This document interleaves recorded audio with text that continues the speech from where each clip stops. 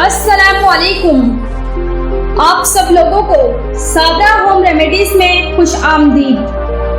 आज मैं आपको बताऊंगी चावल को कीड़ों से महफूज करने का तरीका।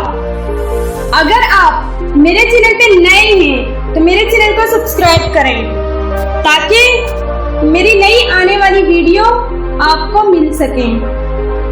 अगर रोटियों को नरम बनाना हो तो आटा गूंथते हुए इसमें 3 से 4 कतरे नींबू का रस मिला लें तो रोटियां नरम मुलायम बनेंगी।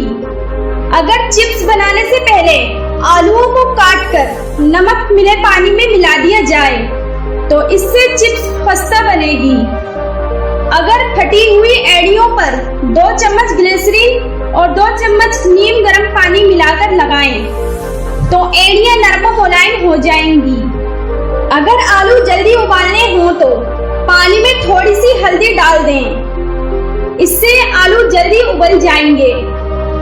अगर चावलों को महफूज करने से पहले इनमें नमक मिला दिया जाए तो इससे चावलों को कीड़ा नहीं लगेगा, यानी आपके चावल कीड़ों से महफूज रहेंगे।